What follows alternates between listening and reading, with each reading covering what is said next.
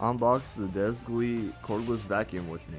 As you can see, it comes in multiple colors, and I got the white. There's the front of the package, shows all the attachments, like right here. Right there. Little filter, little bracket to hang it on. Hangs by the battery like that. Put your attachments there, click, and click. That thing extends so it can be adjustable.